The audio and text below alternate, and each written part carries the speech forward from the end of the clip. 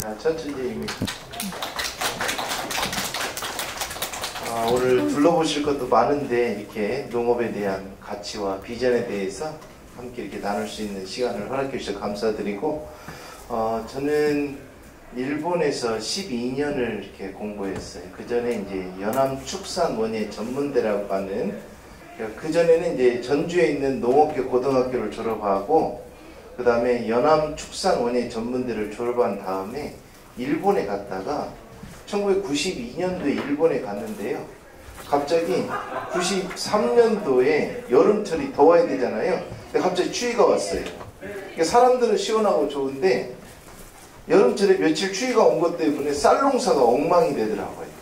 그러니까 쌀이 부족하니까 일본 사람들이 쌀을 사려고 슈퍼 앞에 500m, 50m, 100m씩 줄을 서요. 슈퍼에 가보니까 쌀이 없어요. 일본 정부가 놀라서 태국 쌀을 수입했어요. 근데 혹시 여러분 태국 쌀 아세요? 가늘고 긴 거, 이것은 알랑미라고 그러지요. 전문용어로 인디카라고 하는데, 이걸로 밥을 하니까 일본은 스푼으로 밥을 먹는 게 아니고 젓가락 문화잖아요.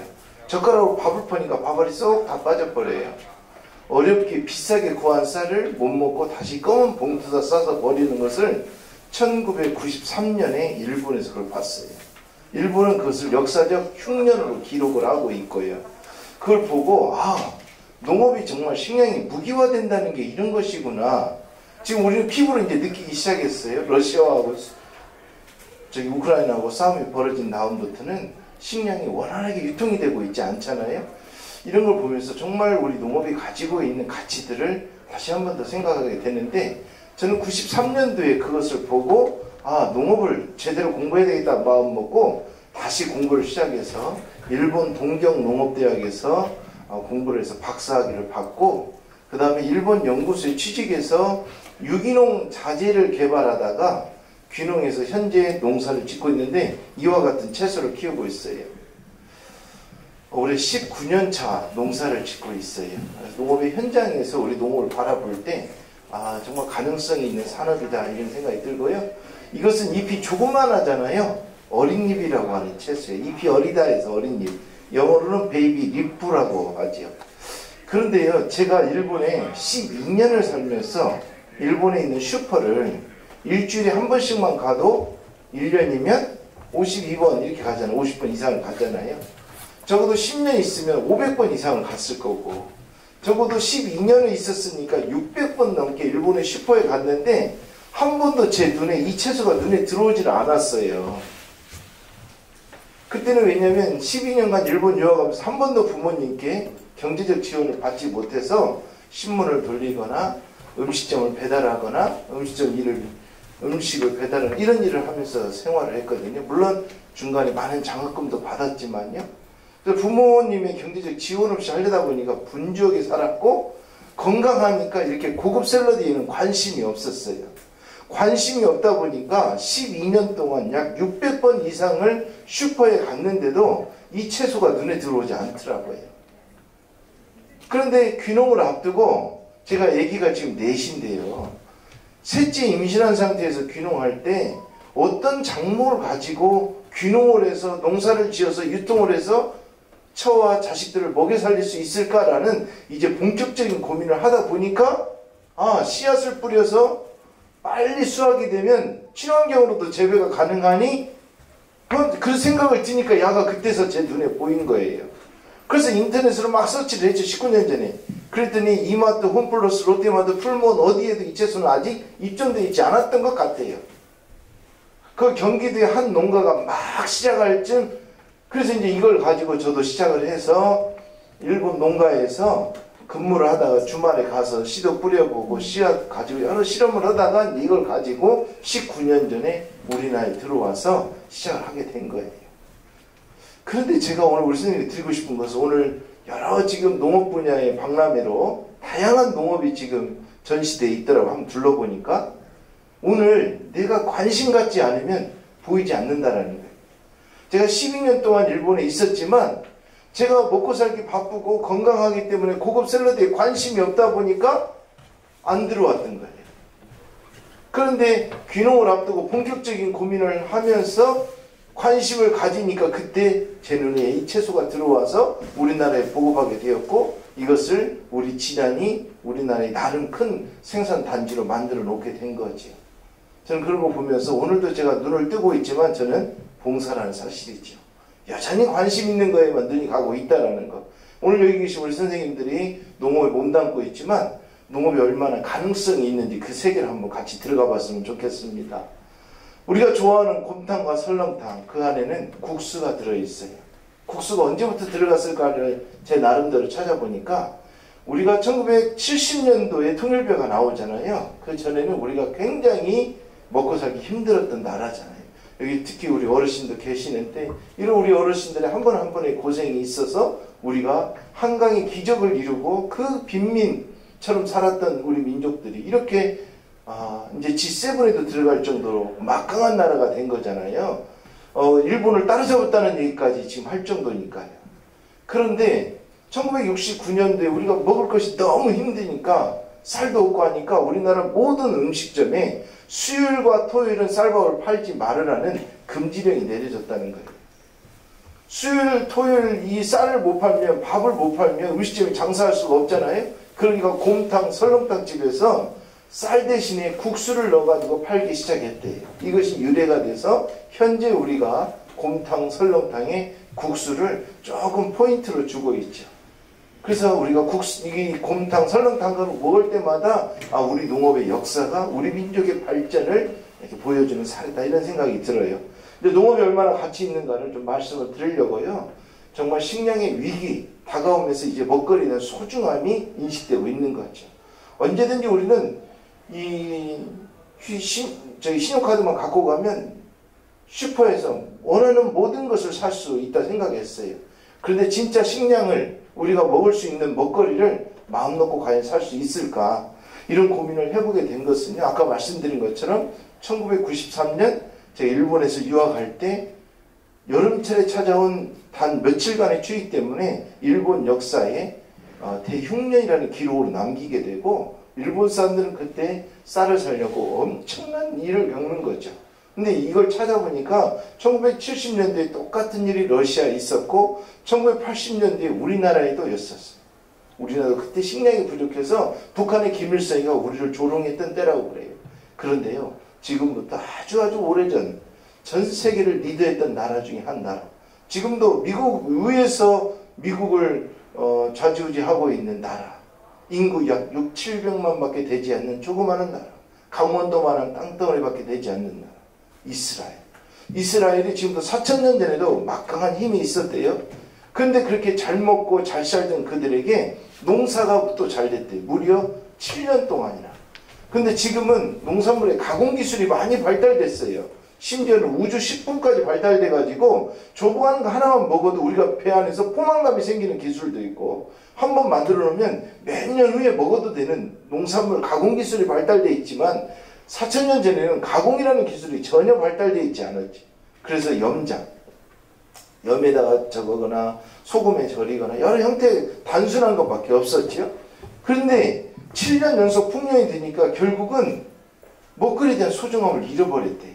그런데 그 후에 흉년이 찾아오는데 연속 7년의 흉년이 왔다고 성경에서 기록하고 있어요. 이스라엘 역사에도 기록되어 있다는 거죠. 그런데 두 번째 흉년에 이들이 무너져요. 그래서 온 나라에 있는 금은보화를 챙겨서 먹을 것을 구하기 위해서 이스라엘 밑에 있는 이집트로 식량을 구하러 넘어가게 되죠. 이것이 계기가 돼서 우리는 일본에 36년 치욕적인 삶을 살았잖아요. 그러고도 해방되고 70년이 넘어도 현재 이런 아픔이 있고 상처가 있는데 야들은 무려 430년을 노예로 살다 나와요. 그리고 나서 그들은 깨달아요. 농업이 얼마나 소중한지. 그리고 나서 강원도만한 땅덩어리에 인구 600만, 700만 밖에 되지 않는 그 소수의 인구, 국가의 반절이나 사막인 그런 최악의 조건에서도 농업을 세계 1등으로 끌어올리는 아주 대단한 나라가 이스라엘이라는 것이죠.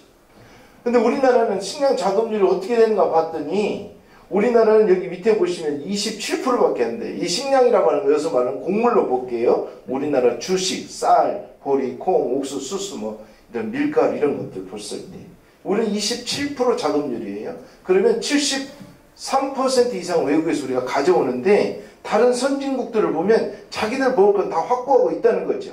그런데 우리가 걱정하지 않는 이유를 봤더니 여전히 우리가 일본보다 1% 앞선다는 거죠. 그러니까 그래도 일본 따라가면 되겠지라고 생각하는데요. 근데 문제는 여기 자세히 들여다보시면 우리가 27% 중에 쌀만 100%가 돼요. 쌀만. 근데 밀가루는 99.2% 수입이에요.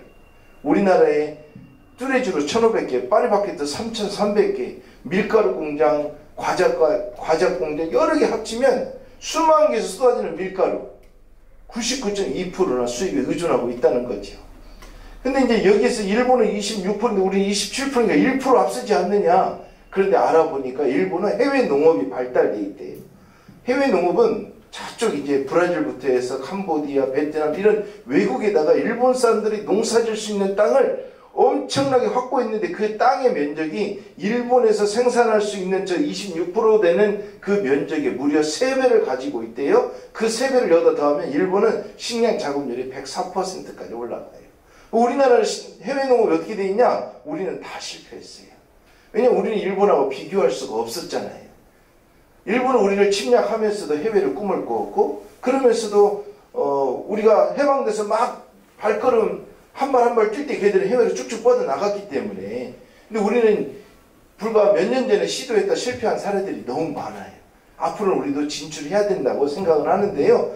어찌됐건 이런 상황이에요. 우리나라 곡물구조에서 조금 더 들어가 보면 우리나라 곡물공장 특히나 저 미국에 있는 그 카길이라고 하는 회사는 이미 우리나라에 사료공장을 장악을 했다는 신문인데요. 오래전 신문이긴 하지만 평택에서 나온 신문이에요. 10수년 전에. 평택항이 만들어졌잖아요. 그때 나온 신문이에요. 평택항만 뒤에다가 카길이 엄청난 땅을 사가지고 곡물공장을 지어서 한 번에 그들이 가지고 오는 옥수수 양이 여기 보니까 82,123톤이라고 중간에 나오잖아요. 그 82,123톤이 어느 정도인가 감이 잘 안 올 것 같아요. 근데 이 신문기자 얘기하기를 우리나라 전국에 있는 농민들이 1년에 생산한 양이 7만여 톤이라는 거죠. 우리나라 전국에서 1년에 생산하는 양보다도 한 회사가 한 번에 가지고 오는 양이 더 많아요. 이걸 가지고 우리나라 전국에 있는 사료공장을 장악을 해요. 그래서 농민들이 소값이 올라갔다 돼지값이 올라갔다 좋아하는 것이 아니죠. 그분들은 사료값이 동반을 올라가기 때문에 사실은 우리 소비자들의 돈이 축산농가를 통해서 외국으로 새나가고 있다는 거죠.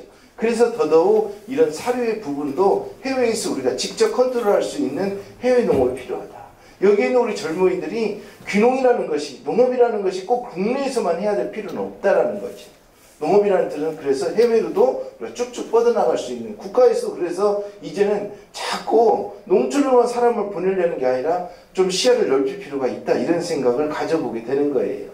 카길은 전 세계에서 가장 크게 곡물을 유통하는 회사인데 쭉 내려가다 보면 일본의 마루베니라는 회사가 있어요. 그런데요 일본의 마루베니가 수년 전에 미국에 있는 곡물회사를 돈을 주고 사버렸어요. 그래서 지금은 전 세계에서 가장 크게 유통하는 카길을 따라잡아 버렸어요. 그래서 지금은 전 세계에서 가장 큰 곡물회사가 어디 있냐? 일본에 있어요. 일본은 이 마루베니 빼놓고도 4개, 4개를 더 가지고 있어요. 미쓰이, 미쓰비시, 스미토모, 이토츠라고 하는 거대한 곡물회사를 5개를 쥐고 있음에도 불구하고 FTA 한다고 농업을 쉽게 내주느냐? 걔들은 질질 끌어요. 줄 때 줄망정 농업을 쉽게 주지 않아요. 근데 우리나라는 어떠냐? 이거하고 반대예요. 우리는 너무 쉽게 주는 거예요. 자동차, 핸드폰, 반도체에서 압도적인 기술력이 있기 때문에 그냥 거기서 수익 내서 농촌 도와주지. 그럼 좀 확실히 도와줘야지. 확실히. 근데 여전히 농촌에 돈만 뿌리고 우리 젊은이들을 몰아넣기만 하지 여기서 살아남는 것은 자생하라는 거죠. 저는 이게 잘못됐다고 보는 거죠. 농촌에 들어가는 젊은이들에게 우리나라에서 3년간 월급을 줘요. 39세 미만에게 1인당 한 달에 100만원, 1년 100만원씩 매월 2년 차에는 90만원씩 3년 차에는 80만원씩 줘요. 거기서 이제 실패를 해도 연습을 하라고 주거든요. 이 제도는 일본은 5년간을 줘요. 프랑스는 더 오랜 기간 7년간을 줘요. 더 오래전부터 시작을 했어요. 근데 문제는 우리 농업이 가능성은 있지만 현장에 가서 내가 어떻게 준비를 해야 되느냐 이걸 단단히 준비를 해야 된다는 현실은 녹록지가 않아요. 특히나 우리나라는 농산물의 유통 과정이 대기업들이 상당한 부분을 잡고 있기 때문에 조금 어려움이 있지만 분명히 이제 기회가 있다는 것도 말씀을 드릴게요. 어찌됐건 일본은 국가라는 큰 틀에서 봤을 때 농업에 대해서 굉장히 관심이 없어 보이지만 탄탄하다. 해외 농업이 발달돼서 일본에서 생산할 수 있는 땅의 면적의 3배를 가지고 있죠. 그 다음에 세계적으로 알아줄 만한 곡물 유통하는 회사를 5개를 가지고 있죠. 우리는 여기 하나도 못 들어가요. 우리는 또 기존 농민들이 대기업들이 농업을 손을 대는 걸 매우 부정적으로 봐요. 근데 문제는 곡물이 남아돌면 문제가 없는데 곡물이 부족해져요. 우리가 먹는 곡물이 인구가 늘어나죠. 있는 걸로 기름 짜죠. 그 다음에 사막화가 진행되죠. 기후 이상이 생기죠. 이러다 보니까 농산물은 계속 부족해져요. 그 말은 이제 농업에 대한 관심이 올라갈 수밖에 없다라는 거죠. 그래서 더더욱 그런 면에서 농업의 가치는 올라가는데 문제는 곡물이 부족해지면 그냥 언제든지 사면 되지 그랬는데 그렇지 않잖아. 이번에 우크라이나 이 전쟁을 통해서 우리가 봤지만 모든 물류나 또 코로나 때문에도 더 그랬고요. 물류에서 차단이 되는 경우가 있는데 그런 일이 없을 때도 어떤 일이 벌어졌냐면 곡물을 수출하던 저 베트남, 이집트, 러시아 여러 나라들이 자기 나라 마음대로 곡물 수출을 금지해버렸어요. 이때도요. 여기 보면 2008년도 신문이거든요. 매일경제신문에서 나온 건데 2008년도에도 전 세계의 곡물을 수출하는 나라들이 자기 나라 마음대로 곡물 수출을 금지해버려요. 그러면 우리는 쌀을 빼고 95% 이상의 곡물을 수입하는 입장에서 어떻게 할 거냐라는 거죠. 자, 그런 점에서 우리가 농업을 얼마나 가치 있는 산업인데 무시당하고 있다는 거죠. 그래서 이 점은 우리 국가도 이제 점점점 인식이 높아지고 있다. 사실은 제가 어제 유럽 연수를 마치고 왔어요. 한국농수산대학교 비즈니스 학생 30명과 함께 프랑스, 이탈리아, 스위스에 있는 농업을 둘러보고 왔는데요. 스위스 같은 경우는 농업이 가지고 있는 가치를 알기 때문에 어떤 일이 벌어지냐면 관광산업에서 벌어들인 수익으로 농민들을 보호하고 있어요.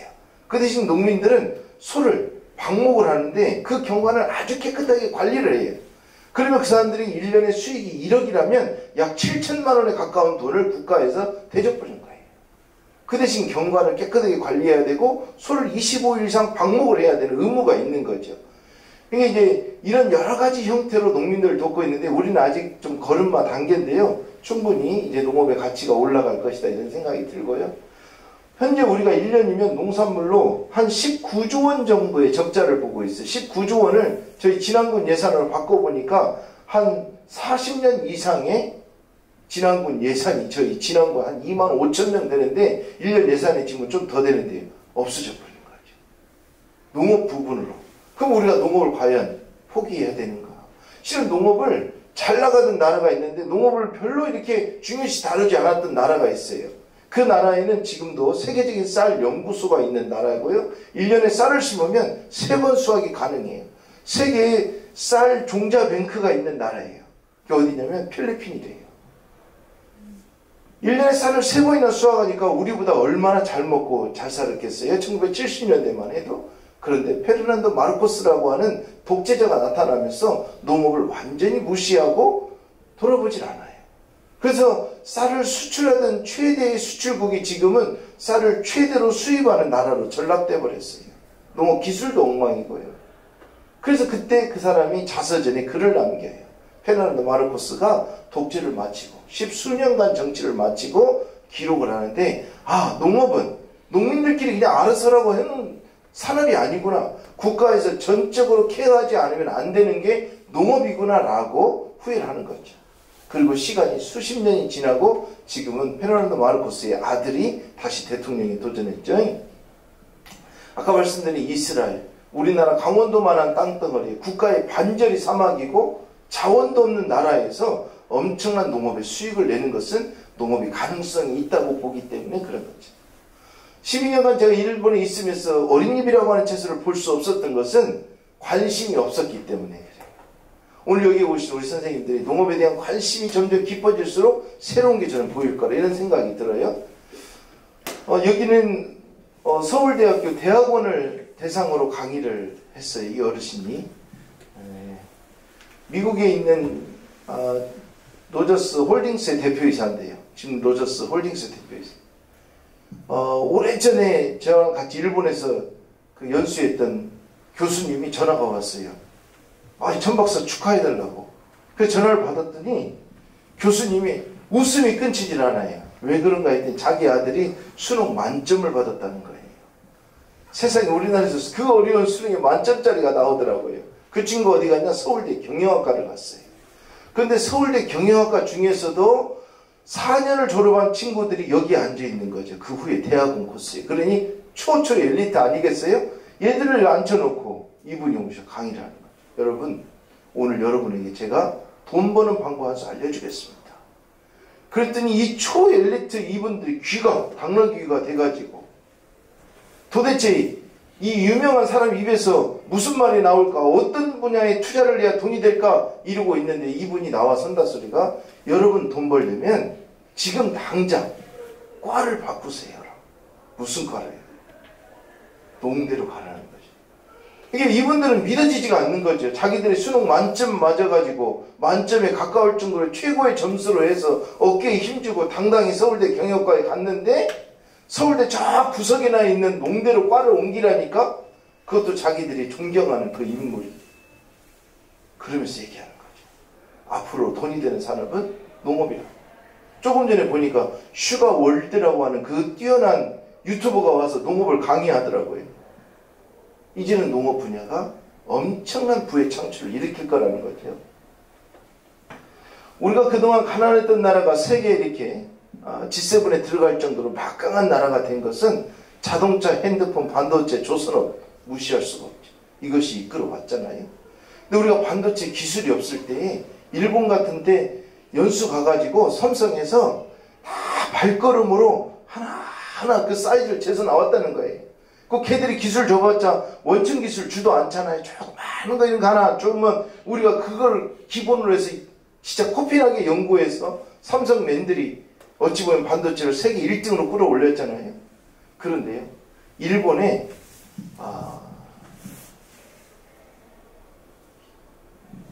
반도체에서 잘 나가는 반도체 회사가 지금은 그 반도체 공장을 접고 그 반도체 공장에서 식물을 키우고 있어요.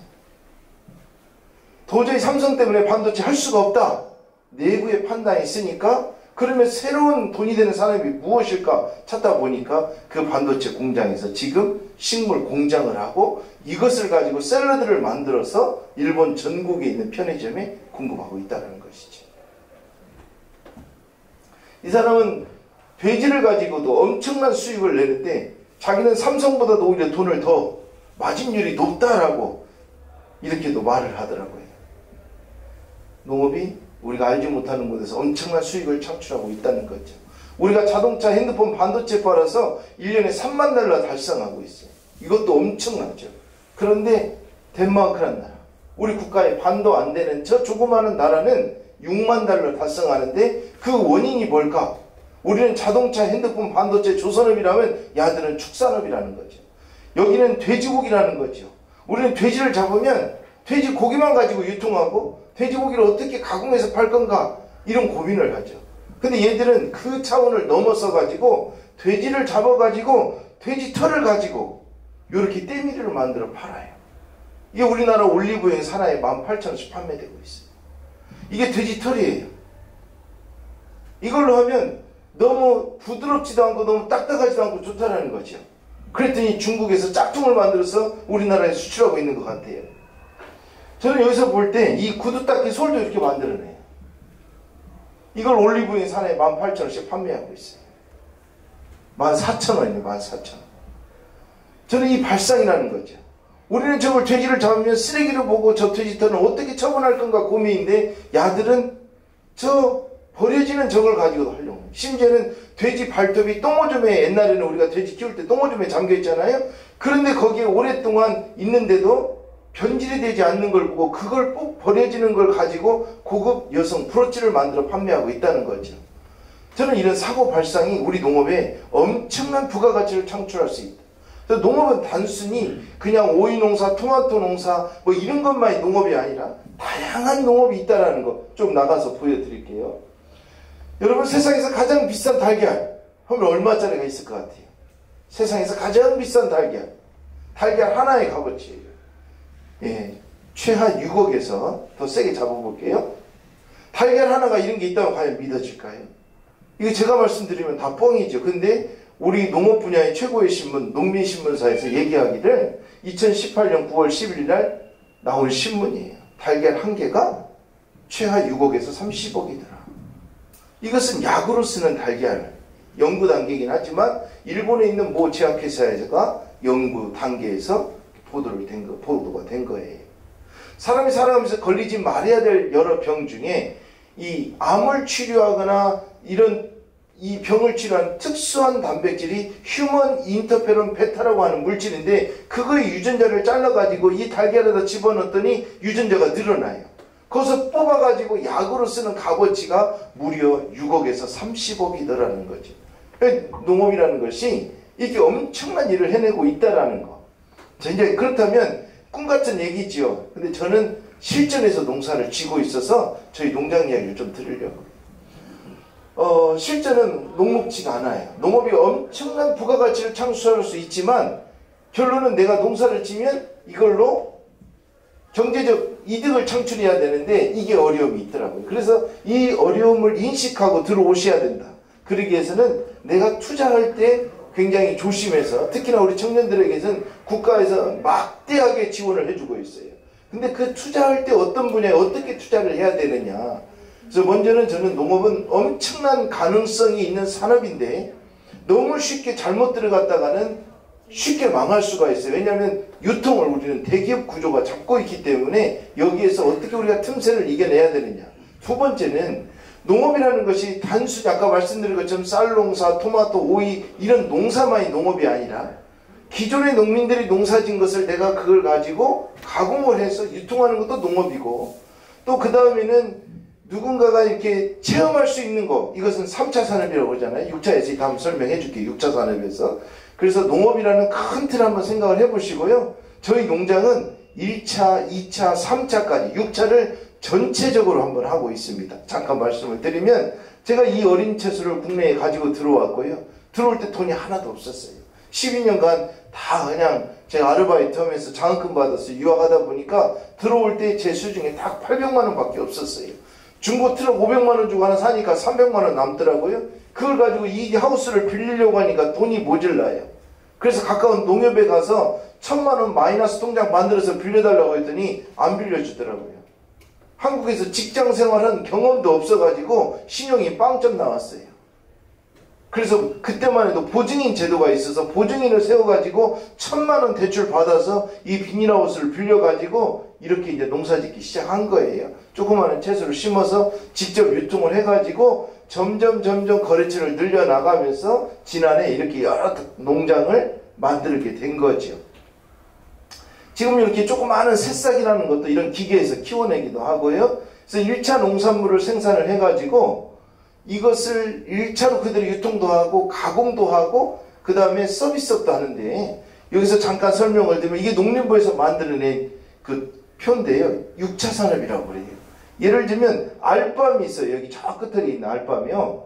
알밤 40kg를 가지고 유통을 하게 되면 못난이 알밤이다 보니까 1kg에 500원밖에 안 남는다는 거죠. 40kg 팔아봤자 2만원밖에 안 되는 거죠. 그러니까 농림부에서 농민들 보고 그 버려지는 그 알밤을 분말을 만들으세요. 그러면 40kg가 4kg밖에 안 나오지만 값어치는 8만원이 떼요. 근데 장점은 뭐냐면 유통기한이 확 늘어나요.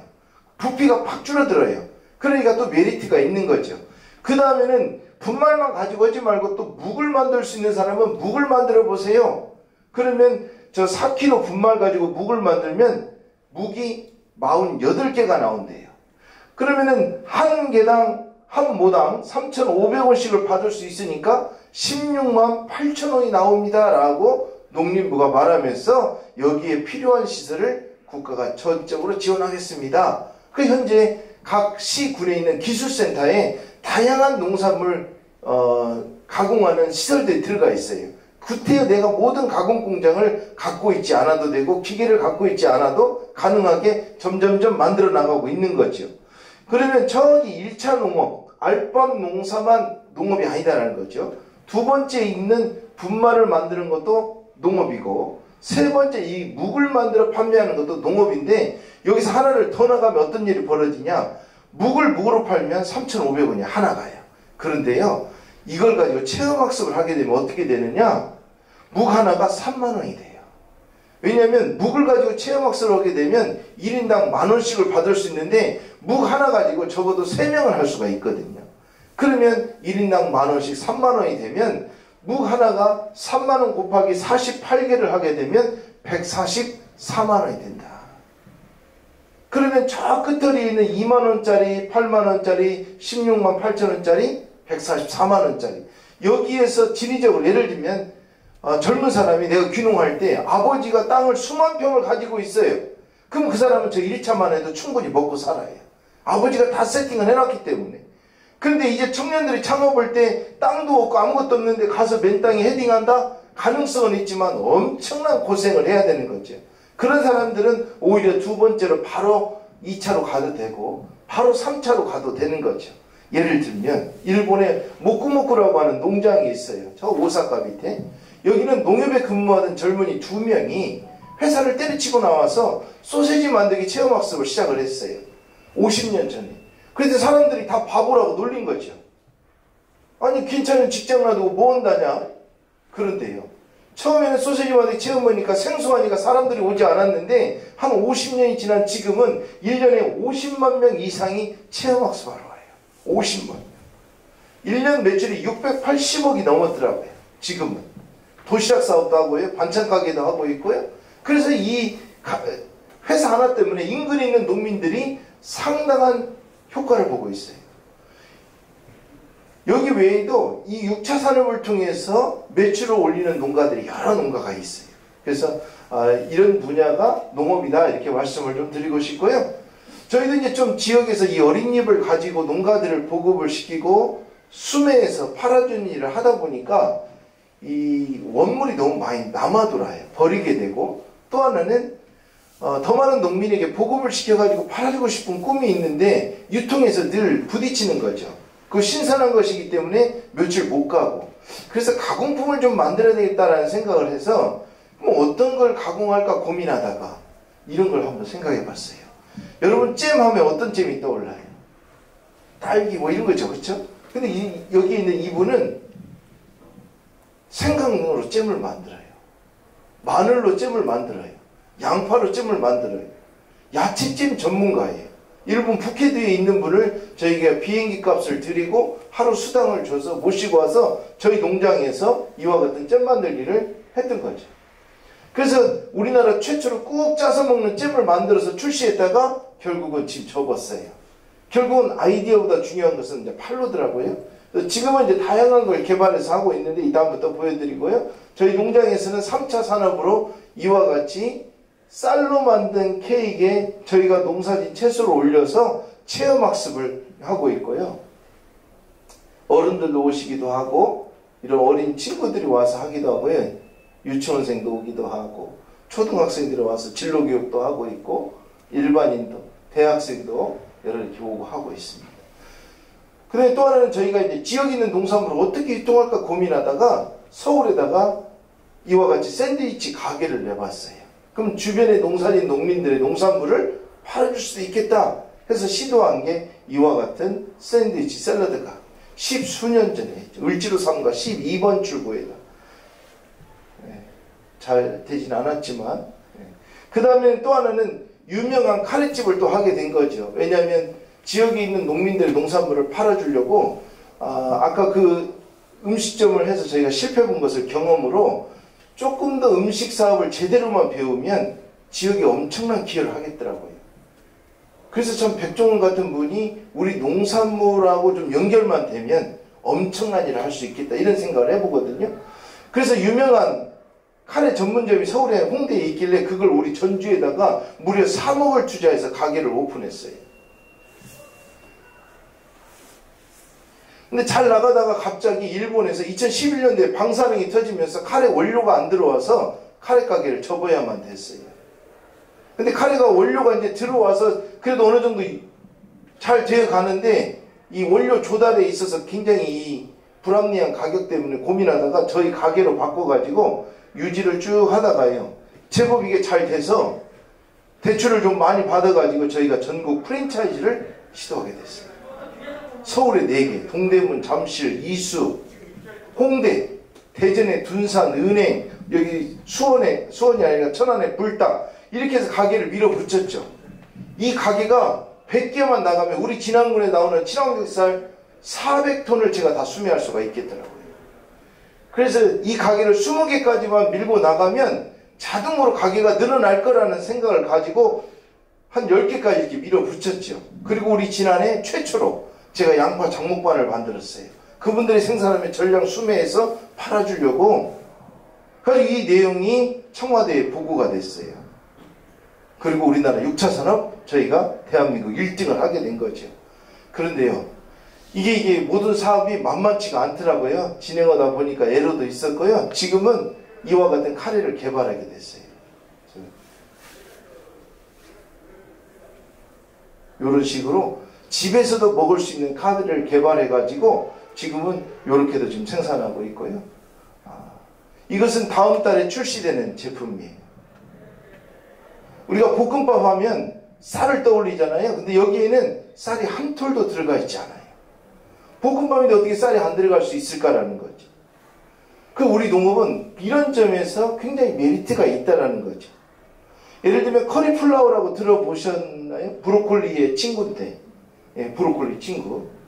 이 커리플라워가 요즘은 커리플라워 라이스라고 냉동으로 나와요. 여기다가 달걀 좀 넣어가지고 그냥 집에서도 프라이팬에다 볶아 드셔도 돼요. 그걸 착안해가지고 우리나라 최초로 커리플라워 볶음밥을 저희가 아이디어를 내서 볶음밥 전문회사, 1년에 1,000억을 하는 회사가 전국 김제에 있는데 거기에다 OEM으로 맡겼어요. 다음 달에 출시가 돼요. 이제 얼마나 경쟁력이 있는지는 또 봐야죠. 못 팔리면 이것도 또 접어야 돼요.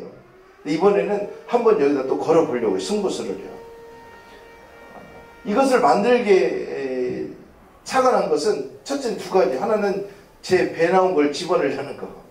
배가 많이 나왔거든요. 2번째는 우리 진안의 농민들이 농사를 지으면 수익이 잘 안 돼요. 근데 이분들이 농사 지어서 그래도 1년에 몇천이 됐건 1억이 됐건 수익이 창출될 수 있는 아이템을 만들려면 이것이 제대로만 팔아지면 제가 우리나라에서 또 최초로 커리플라워로 저기를 만들어낼 수가 있죠. 원료를. 지금은 다 이거 벨기에나 캐나다나 수입하거든요. 한번 해보려고 합니다. 우리 농업의 현장에 들어오시면요, 농업은 너무나 가치가 있는 산업인데 실패하는 농민도 많습니다. 저 역시도 수많은 실패를 이겨내서 오늘 여기까지 오게 됐고 조그마한 회사지만 꾸려가고 있어요.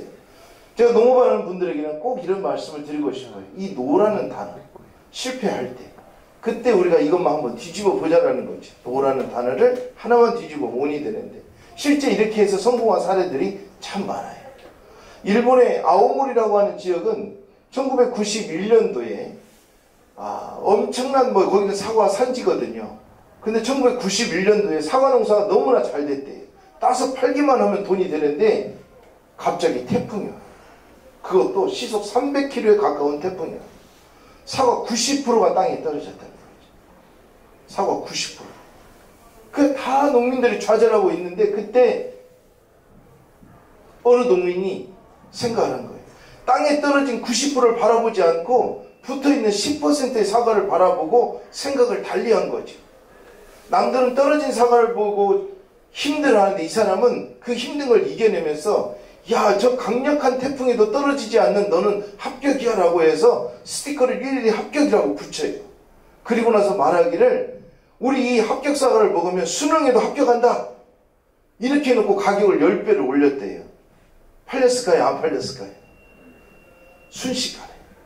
그 10배를 받으니까 어떻게 했냐. 땅이 떨어진 90%의 가격을 회복을 하는 거죠.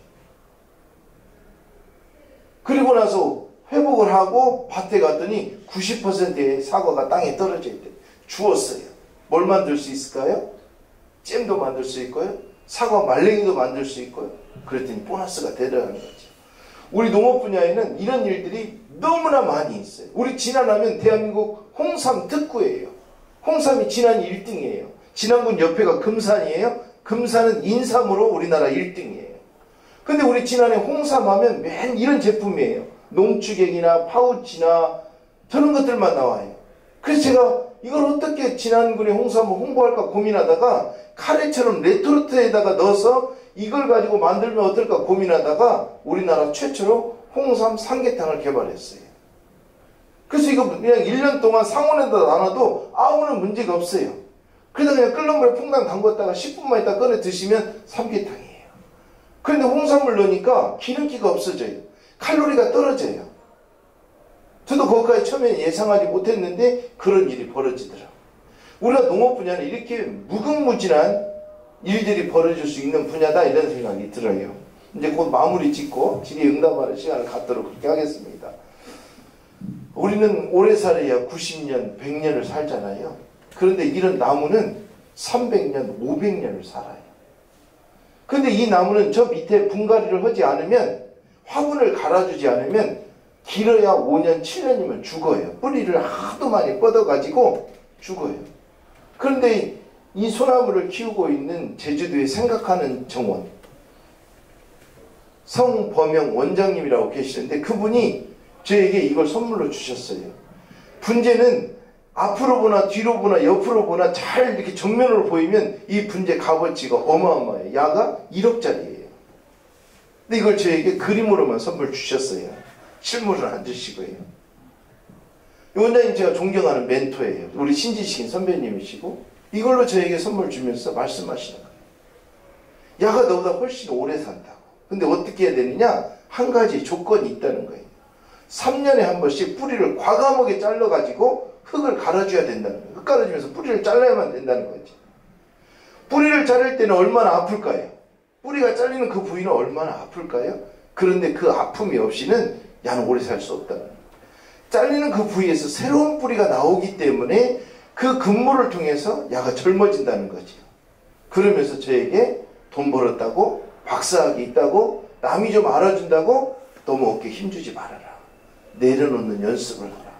그러면서 살아가는 데에 목적을 어디에 둘 거냐? 저에게 말씀하시면서 이 분재를 선물로 주셨어요. 오래오래 사셔야 될 어르신이에요. 이분은 아주 중국 교과서에 나올 정도의 대단한 분이죠. 이것은 저희 밭에서 옆에 씨가 하나 날아갔어요. 저는 이게 이제 유채인데 유채를 저는 조그마한 샐러드용 채소로만 키워요. 근데 씨앗이 하나 옆에 날아가서 놔둬봤더니 불과 몇 개월 만에 이렇게 사람만큼 키가 컸어요. 꽃도 벌써 수백 개가 열렸어요. 근데 이 꽃이 진 다음에는 꼬투리가 생기잖아요. 꼬투리 안에는 씨가 있는데 꼬투리 하나를 이렇게 까서 씨를 씌워보니까 7개에서 한 10개 정도 씨앗이 들어있어요. 씨앗이 안에 떨어져 꽃이 피니까 씨앗이 7만 개에서 10만 개 이렇게 생기는 거예요. 저는 이걸 보면서도 식물이 저에게 주는 메시지가 있는 거예요. 하나의 씨앗이 땅에 떨어져 온전히 썩었을 때 다음 세대에서는 엄청난 효과가 있다는 거죠. 저는 우리 농업이 이렇게 엄청난 부가가치를 창출하는 걸 보면서 요거 하나를 보여드리려고 해요. 요걸로 바로 넘어갈게요. 오미자예요. 우리나라의 오미자 주 산지하면 문경이에요. 경북 문경. 그런데 10수년 전에 오미자를 생산하는 그 오미자 매출이 문경에서는 1년에 30억 정도밖에 나오지 않았대요. 그런데 젊은 여성 공무원이 문경시 기술센터에 취직한 김미자라고 하는 공무원이 관점을 달리했대요. 노라는 단어를 뒤집은 거죠. 왜 오미자를 우리가 먹는 걸로 약으로만 써야 되지? 왜 한약의 원료로만 써야 되지? 우리가 이걸 식용으로 자세히 써볼 수 없을까? 이렇게 생각해요. 지금은 뭐 당연한 얘기가 됐잖아요. 오미자 에키스, 오미자 와인, 오미자 불만 얼마든지 살 수 있잖아요. 근데 10수년 전에는 한약의 원료로만 들어갔다는 거죠. 근데 그 여성 공무원 그분 한 명의 발상으로 인해 가지고 작년에 문경시에서 오미자가 얼마 팔렸냐? 1,000억이 팔렸어요. 농민들이 농사지면 오미자를 말려가지고 분말도 하고 생으로 가서 와인도 하고 효소도 만들고 한다라는 거죠. 저는 이런 거 볼 때 우리 농업은 무궁무진한 분야다. 그래서 우리 선생님들이 농업에 대한 가치 뭐 이런 면에서 좀 공감이 되었으면 하는 마음으로 말씀을 드렸고요. 저는 아기가 넷인데 큰아들이 현재 네덜란드 농대에서 농업 비즈니스를 전공하고 있어요. 근데 쉽게 제 후임으로 농장에 들어오라 이 소리를 안 하고 있어요.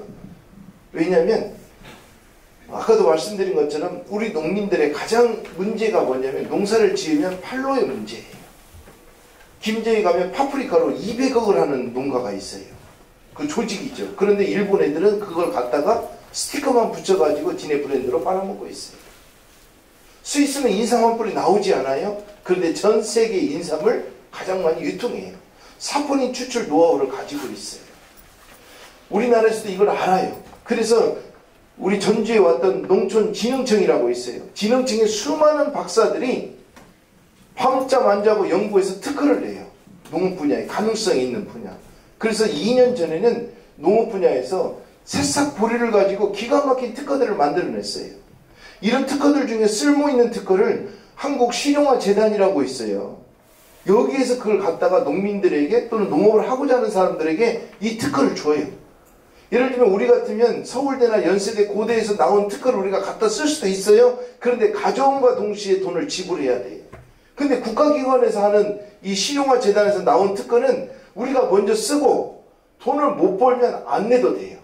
돈을 벌면 그 법만큼의 퍼센티지만 내면 돼요. 이런 좋은 제도와 뒷받침이 굉장히 많이 잘 돼 있어요.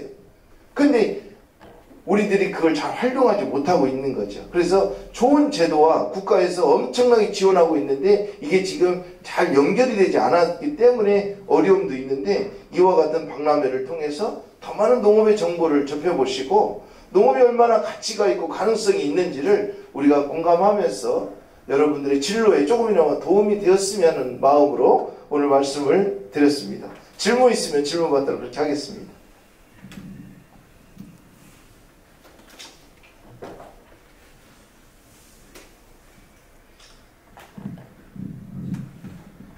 네, 그러면 시간이 다 됐는데 어떻게 마쳐도 될까요? 예, 들어주셔서 고맙습니다. 감사합니다.